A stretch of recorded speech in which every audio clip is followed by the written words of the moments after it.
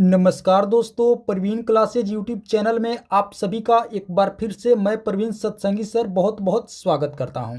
दोस्तों, आज की एक और वीडियो क्लासेज हम लेकर आ गए हैं रेलवे ग्रुप डी 2025 परीक्षा के लिए अति महत्वपूर्ण सामान्य ज्ञान व सामान्य विज्ञान के प्रश्नों का। जी हाँ दोस्तों, आज की वीडियो क्लास में भी हम लोग देखने वाले हैं जीके जीएस का कुछ अति महत्वपूर्ण प्रश्न जो दोस्तों आगामी रेलवे ग्रुप डी की परीक्षा के लिए बहुत ही महत्वपूर्ण होने वाले हैं। तो आप सभी से एक रिक्वेस्ट करूंगा कि इस वीडियो में आप लोग अंत तक जरूर बने रहें, सभी प्रश्नों को अच्छे से देखें, समझें और याद करें। तो चलिए दोस्तों, वीडियो को शुरू करते हैं। पहला प्रश्न है, भारतीय राष्ट्रीय कांग्रेस के प्रथम मुस्लिम अध्यक्ष कौन थे? दोस्तों, बताने हैं कि भारतीय राष्ट्रीय कांग्रेस यानी कि आईएनसी के प्रथम मुस्लिम अध्यक्ष कौन थे? तो आप लोग याद रखेंगे बदरुद्दीन तैयब जी। ऑप्शन ए हमारा क्या होगा? बिल्कुल सही उत्तर होगा। भारतीय राष्ट्रीय कांग्रेस के प्रथम मुस्लिम अध्यक्ष कौन थे? तो आप लोग याद रखेंगे बदरुद्दीन तैयब जी। ऑप्शन ए हमारा क्या होगा? बिल्कुल सही उत्तर होगा, बदरुद्दीन तैयब जी। चलिए आगे बढ़ते हैं। अगला प्रश्न है, राज्यसभा का पीठासीन अधिकारी कौन होते हैं? दोस्तों, बताने हैं कि राज्यसभा का जो पीठासीन अधिकारी होते हैं कौन होते हैं? तो आप लोग याद रखेंगे भारत का उपराष्ट्रपति, यानी कि ऑप्शन है हमारा क्या होगा? बिल्कुल सही उत्तर होगा। राज्यसभा का जो पीठासीन अधिकारी होते हैं कौन होते हैं? तो आप लोग याद रखेंगे भारत के उपराष्ट्रपति, यानी कि दोस्तों वाइस प्रेसिडेंट। ऑप्शन ए हमारा क्या होगा? बिल्कुल सही उत्तर होगा। राज्यसभा का पीठासीन अधिकारी कहें या पदेन अध्यक्ष कौन होते हैं? तो आप लोग याद रखेंगे भारत के उपराष्ट्रपति। चलिए आगे बढ़ते हैं। अगला प्रश्न है, राज्यों में राष्ट्रपति शासन संविधान के किस अनुच्छेद के तहत लगाया जाता है? दोस्तों, बताने हैं कि किसी भी राज्य में राष्ट्रपति जो शासन है संविधान के किस अनुच्छेद के तहत लगाया जाता है? तो आप लोग याद रखेंगे अनुच्छेद 356 इसका सही उत्तर होगा। ऑप्शन बी इसका सही उत्तर होगा। किसी भी दोस्तों भारत के राज्यों में राष्ट्रपति शासन संविधान के किस अनुच्छेद के तहत लगाया जाता है? तो आप लोग याद रखेंगे आर्टिकल 356 यानी कि अनुच्छेद 356। ऑप्शन बी हमारा क्या होगा? बिल्कुल राइट आंसर होगा, आर्टिकल 356। चलिए आगे बढ़ते हैं। अगला प्रश्न देखते हैं। अगला प्रश्न है, आर्य समाज की स्थापना किसने की थी? दोस्तों, बहुत महत्वपूर्ण प्रश्न है और बार बार रिपीट होने वाला प्रश्न है। बतानी है कि आर्य समाज की स्थापना किसने की थी? तो आप लोग याद रखेंगे स्वामी दयानंद सरस्वती। ऑप्शन बी इसका सही उत्तर होगा। आर्य समाज की स्थापना किसने की थी? तो आप लोग याद रखेंगे स्वामी दयानंद सरस्वती ने। चलिए आगे बढ़ते हैं। अगला प्रश्न देखते हैं। अगला प्रश्न है, तुम मुझे खून दो मैं तुम्हें आज़ादी दूंगा, यह नारा किस महान व्यक्ति का है? दोस्तों, बताने हैं कि तुम मुझे खून दो मैं तुम्हें आज़ादी दूंगा, यह नारा किस महान व्यक्ति का है? तो आप लोग याद रखेंगे सुभाष चंद्र बोस का। ऑप्शन है हमारा क्या होगा? बिल्कुल सही उत्तर होगा। तुम मुझे खून दो मैं तुम्हें आज़ादी दूंगा, यह नारा किस महान व्यक्ति का है? तो आप लोग याद रखेंगे सुभाष चंद्र बोस का। ऑप्शन है हमारा बिल्कुल राइट आंसर होगा, सही उत्तर होगा। चलिए आगे बढ़ते हैं। अगला प्रश्न है, इनमें से कौन मूलतः बिहार की भाषा नहीं है? दोस्तों, बताने कि इनमें से कौन सा बिहार की भाषा नहीं है, कौन सा मूलतः बिहार की भाषा नहीं है? तो आप लोग याद रखेंगे अवधी, इसका सही उत्तर होगा ऑप्शन ए। इनमें से कौन मूलतः बिहार की भाषा नहीं है? तो आप लोग याद रखेंगे अवधी दोस्तों बिहार की भाषा नहीं है। बाकी तीनों मगधी, भोजपुरी और मैथिली, ये तीनों भाषा दोस्तों बिहार की भाषा है, लेकिन अवधी बिहार की भाषा नहीं है। चलिए आगे बढ़ते हैं। अगला प्रश्न देखते हैं। अगला प्रश्न है, दक्षिणी ध्रुव उत्तरी ध्रुव की अपेक्षा ठंडा क्यों है? दोस्तों, बताने हैं कि दक्षिणी ध्रुव उत्तरी ध्रुव की अपेक्षा में ठंडा क्यों है? तो आप लोग याद रखेंगे इसका सही उत्तर होगा उच्च तुंगता। ऑप्शन ए, उच्च तुंगता के कारण दक्षिणी ध्रुव उत्तरी ध्रुव की अपेक्षा ठंडा है। आप लोग याद रखेंगे उच्च तुंगता यानी कि दोस्तों सबसे अधिक ऊंचाई के कारण, बहुत अधिक ऊंचाई के कारण दक्षिणी ध्रुव जो है उत्तरी ध्रुव की अपेक्षा ठंडा है। ऑप्शन आप लोग याद रखेंगे उच्च तुंगता यानी कि अत्यधिक ऊंचाई के कारण, ऑप्शन ए। चलिए आगे बढ़ते हैं। अगला प्रश्न है, निम्न में से कौन सी ट्रॉफी क्रिकेट खेल में नहीं दी जाती है? दोस्तों, बताने हैं कि इनमें से कौन सी ट्रॉफी है जो क्रिकेट में नहीं दी जाती है? तो आप लोग याद रखेंगे राइडर कप, इसका सही उत्तर होगा। ऑप्शन सी हमारा क्या होगा? बिल्कुल सही उत्तर होगा। इनमें से कौन सी ट्रॉफी क्रिकेट में नहीं दी जाती? तो आप लोग याद रखेंगे राइडर कप क्रिकेट में नहीं दी जाती है। बाकी तीनों देवधर ट्रॉफी और दोस्तों इसके बाद है एशिज और रणजी ट्रॉफी, ये तीनों क्रिकेट में दी जाती है, लेकिन राइडर कप क्रिकेट में नहीं दी जाती है। आप लोग याद रखेंगे। राइडर कप दोस्तों गोल्फ में दिया जाता है, ये भी आप लोग याद रखेंगे। राइडर कप गोल्फ में दिया जाता है, क्रिकेट में नहीं दिया जाता है। चलिए आगे बढ़ते हैं, अगला प्रश्न देखते हैं। अगला प्रश्न है द्विपद यानी कि दोस्तों बाइनोमियल नाम पद्धति किसने प्रस्तावित की। दोस्तों बताना है कि द्विपद नाम पद्धति यानी कि बाइनोमियल नाम पद्धति किसने प्रस्तावित की। तो आप लोग याद रखेंगे दोस्तों लिनियस। ऑप्शन ए हमारा क्या होगा, बिल्कुल सही उत्तर होगा। द्विपद यानी कि बाइनोमियल नाम पद्धति को किसने प्रस्तावित किया था, तो आप लोग याद रखेंगे लिनियस ने। ऑप्शन ए हमारा क्या होगा, बिल्कुल राइट आंसर होगा, सही उत्तर होगा लिनियस। चलिए आगे बढ़ते हैं, अगला प्रश्न देखते हैं। अगला प्रश्न है वायु की आर्द्रता यानी कि नमी किस पर निर्भर करती है। दोस्तों बताने है कि वायु की आर्द्रता यानी कि वायु की नमी किस पर निर्भर करती है। तो आप लोग याद रखेंगे तापमान पर, स्थान पर और मौसम पर, यानी कि उपर्युक्त में सभी पर वायु की आर्द्रता दोस्तों नमी निर्भर करती है। आप लोग याद रखेंगे, इसका सही उत्तर होगा ऑप्शन डी।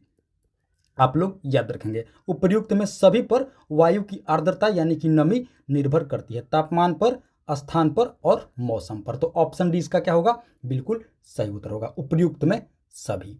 चलिए आगे बढ़ते हैं, अगला प्रश्न देखते हैं। अगला प्रश्न है किस वर्ष में आतंकवाद निरोधक अधिनियम यानी कि पोटा लागू हुआ था। दोस्तों एक कानून था पोटा।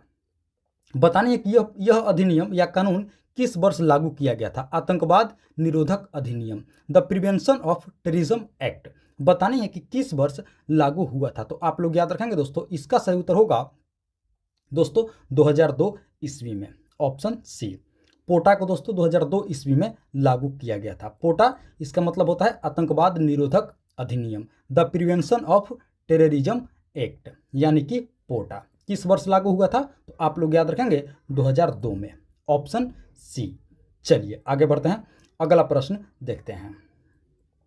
दोस्तों अगले प्रश्न से पहले आप सभी से एक रिक्वेस्ट करूंगा कि अभी तक आप लोगों ने इस वीडियो को एक लाइक नहीं किए हैं, तो दोस्तों आप लोग इस वीडियो को एक लाइक जरूर कर देंगे।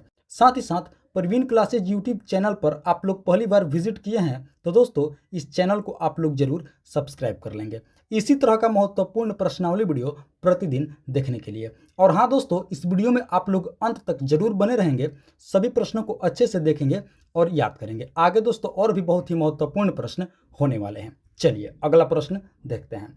अगला प्रश्न है सितारों की दूरी किससे मापी जाती है। दोस्तों बताने हैं कि सितारों की दूरी को किससे मापी जाती है। तो आप लोग याद रखेंगे दोस्तों, इसका सही उत्तर होगा प्रकाश वर्ष यानी कि लाइट ईयर्स। ऑप्शन डी हमारा क्या होगा, बिल्कुल सही उत्तर होगा। सितारों की दूरी किससे मापी जाती है, तो आप लोग याद रखेंगे प्रकाश वर्ष यानी कि लाइट ईयर्स से मापी जाती है। चलिए आगे बढ़ते हैं, अगला प्रश्न देखते हैं। अगला प्रश्न है स्तनधारियों के रक्त में सबसे बड़ी कोशिकाएं कौन सी होती है। दोस्तों बताने हैं कि स्तनधारियों के रक्त में सबसे बड़ी कोशिका कौन सी होती है। तो आप लोग याद रखेंगे मोनोसाइट्स, इसका सही उत्तर होगा ऑप्शन बी। स्तनधारियों के रक्त में सबसे बड़ी जो कोशिका होती है वो होती है मोनोसाइट्स। ऑप्शन बी इसका सही उत्तर होगा। चलिए आगे बढ़ते हैं, अगला प्रश्न है बुल और बियर ये दोनों शब्द किससे संबंधित है। दोस्तों बताने हैं कि बुल और बियर शब्द किससे संबंधित है। तो आप लोग याद रखेंगे स्टॉक बाजार से। ऑप्शन सी इसका सही उत्तर होगा, स्टॉक बाजार यानी कि स्टॉक मार्केट से बुल और बियर शब्द संबंधित है। ऑप्शन सी आप लोग याद रखेंगे स्टॉक मार्केट से या शेयर मार्केट से। चलिए आगे बढ़ते हैं, अगला प्रश्न है इंडिका नामक पुस्तक किसने लिखी थी। दोस्तों बताने है कि इंडिका नामक पुस्तक किसके द्वारा लिखा गया था। तो आप लोग याद रखेंगे मेगास्थनीज। ऑप्शन बी इसका सही उत्तर होगा, मेगास्थनीज के द्वारा दोस्तों इंडिका नामक पुस्तक लिखी गई थी। Option B. चलिए आगे बढ़ते हैं, अगला प्रश्न है हुट्टी सोने की खान किस राज्य में स्थित है। दोस्तों बताने हैं कि हुट्टी सोने की खान किस राज्य में स्थित है। तो आप लोग याद रखेंगे कर्नाटक। ऑप्शन ए इसका सही उत्तर होगा, हुट्टी सोने की खान किस राज्य में स्थित है। तो आप लोग याद रखेंगे कर्नाटक में। आप सभी को दोस्तों बता दें कि भारत में सर्वाधिक सोने की खान कर्नाटक राज्य में ही स्थित है। आप लोग याद रखेंगे भारत में सबसे अधिक सोने की खान कर्नाटक में है और हुट्टी सोने की खान भी कर्नाटक राज्य में ही स्थित है। चलिए अब आगे बढ़ते हैं, अगला प्रश्न है चिपको आंदोलन निम्नलिखित में से किससे संबंधित है? दोस्तों बताने हैं कि चिपको आंदोलन इनमें से किससे संबंधित है? तो आप लोग याद रखेंगे वृक्ष संरक्षण। ऑप्शन डी इसका सही उत्तर होगा। चिपको आंदोलन इनमें से किससे संबंधित है? तो आप लोग याद रखेंगे वृक्ष संरक्षण से, यानी कि वृक्ष को बचाने से संबंधित है चिपको आंदोलन, वृक्ष संरक्षण। चलिए आगे बढ़ते हैं। अगला प्रश्न है राष्ट्रीय वन महोत्सव कब, राष्ट्रीय वन महोत्सव दिवस कब मनाया जाता है? दोस्तों बताने हैं कि राष्ट्रीय वन महोत्सव दिवस कब मनाया जाता है प्रतिवर्ष? तो आप लोग याद रखेंगे 1 जुलाई को। ऑप्शन बी इसका सही उत्तर होगा। राष्ट्रीय वन महोत्सव दिवस प्रतिवर्ष कब मनाया जाता है? तो आप लोग याद रखेंगे प्रतिवर्ष 1 जुलाई को मनाया जाता है राष्ट्रीय वन महोत्सव दिवस। चलिए आगे बढ़ते हैं। अगला प्रश्न है स्पिनिंग न्यूट्रॉन तारा किस नाम से जाना जाता है? दोस्तों बताने हैं कि स्पिनिंग न्यूट्रॉन जो तारा है इसे किस नाम से जाना जाता है? तो आप लोग याद रखेंगे पल्सार। ऑप्शन बी इसका सही उत्तर होगा। स्पिनिंग न्यूट्रॉन तारा किस नाम से जाना जाता है? तो आप लोग याद रखेंगे पल्सार नाम से जाना जाता है। Option B. चलिए आगे बढ़ते हैं। अगला प्रश्न है न्यूक्लियर रिएक्टर में क्या प्रयोग किया जाता है? दोस्तों बताने हैं कि न्यूक्लियर रिएक्टर में क्या प्रयोग किया जाता है? तो आप लोग याद रखेंगे न्यूक्लियर रिएक्टर में दोस्तों साधारण जल प्रयोग किया जाता है। ऑप्शन से इसका सही उत्तर होगा। न्यूक्लियर रिएक्टर में क्या प्रयोग किया जाता है? तो आप लोग याद रखेंगे साधारण जल, यानी कि नॉर्मल वाटर। चलिए आगे बढ़ते हैं। अगला प्रश्न है प्लूरा निम्न में से किसका आवरण है? दोस्तों बताने हैं कि प्लूरा जो है इनमें से किसका आवरण है? तो आप लोग याद रखेंगे फुफ्फुस। इसका सही उत्तर होगा फुफ्फुस, यानी कि लंग्स। लंग्स का दोस्तों आवरण है क्या? तो आप लोग याद रखेंगे प्लूरा। ऑप्शन ए इसका सही उत्तर होगा फुफ्फुस, यानी कि लंग्स। Option A. चलिए आगे बढ़ते हैं। अगला प्रश्न है सिंधु घाटी सभ्यता की पहचान निम्न में से किससे होती है?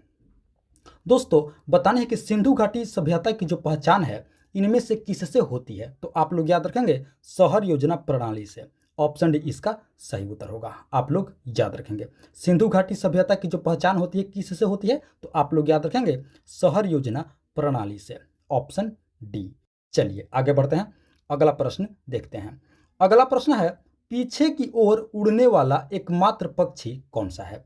दोस्तों बताने हैं कि पीछे की ओर उड़ने वाला दुनिया का एकमात्र पक्षी कौन सा है? तो आप लोग याद रखेंगे हमिंग बर्ड। ऑप्शन इसका सही उत्तर होगा। पीछे की ओर उड़ने वाला दुनिया का एकमात्र पक्षी है हमिंग बर्ड। चलिए आगे बढ़ते हैं। अगला प्रश्न है भारतीय रिजर्व बैंक यानी कि आरबीआई का राष्ट्रीयकरण किस वर्ष हुआ था? दोस्तों बताने कि भारतीय रिजर्व बैंक यानी कि RBI, reserve bank of India, इसका राष्ट्रीयकरण किस वर्ष हुआ था? तो आप लोग याद रखेंगे दोस्तों इसका सही उत्तर होगा 1949 ईस्वी में। ऑप्शन से इसका सही उत्तर होगा। भारतीय रिजर्व बैंक का राष्ट्रीयकरण किस वर्ष हुआ था? तो आप लोग याद रखेंगे 1949 ईस्वी में आरबीआई का राष्ट्रीयकरण आप लोग याद रखेंगे दोस्तों।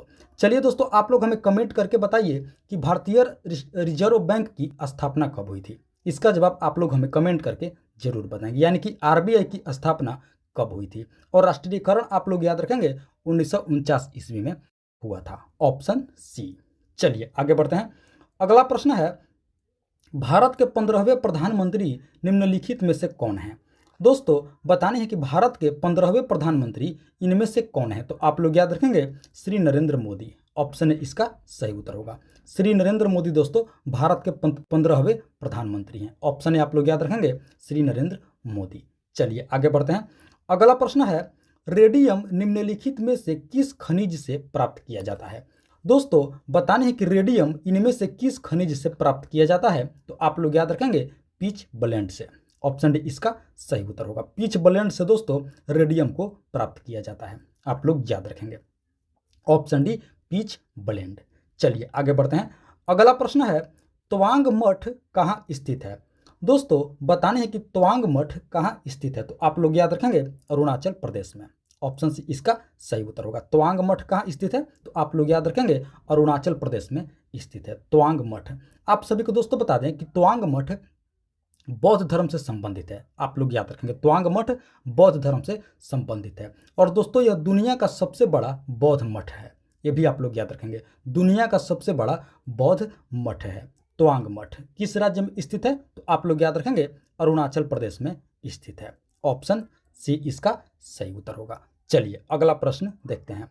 अगला प्रश्न है टॉक्सिकोलॉजी में किसका अध्ययन किया जाता है? दोस्तों बताने है कि टॉक्सिकोलॉजी में किसका अध्ययन किया जाता है, तो आप लोग याद रखेंगे जहर का। ऑप्शन डी इसका सही उत्तर होगा। टॉक्सिकोलॉजी में किसका अध्ययन किया जाता है? तो आप लोग याद रखेंगे टॉक्सिकोलॉजी में जहर का अध्ययन किया जाता है। ऑप्शन डी हमारा क्या होगा? बिल्कुल सही उत्तर होगा, टॉक्सिकोलॉजी। तो दोस्तों ये थी हमारी आज की रेलवे ग्रुप डी 2025 परीक्षा के लिए अति महत्वपूर्ण सामान्य ज्ञान व सामान्य विज्ञान के प्रश्नावली वीडियो। आशा करते हैं इस वीडियो को आप लोग अंत तक जरूर देखे होंगे, सभी प्रश्नों को अच्छे से समझे होंगे और याद भी कर लिए होंगे। तो आप सभी से एक बार फिर से रिक्वेस्ट करूंगा कि अभी तक आप लोगों ने इस वीडियो को एक लाइक नहीं किए हैं तो दोस्तों आप लोग इस वीडियो को एक लाइक जरूर कर देंगे। साथ ही साथ प्रवीण क्लासेज यूट्यूब चैनल पर आप लोग पहली बार आए हैं तो दोस्तों इस चैनल को आप लोग सब्सक्राइब करके हमारे साथ अवश्य जुड़ेंगे इसी तरह का महत्वपूर्ण प्रश्नावली वीडियो प्रतिदिन देखने के लिए। तो दोस्तों इस वीडियो में फिलहाल इतना ही, मिलते हैं एक और मोस्ट इंपॉर्टेंट वीडियो लेकर के। तब तक के लिए आप सभी का बहुत बहुत धन्यवाद। जय हिंद दोस्तों।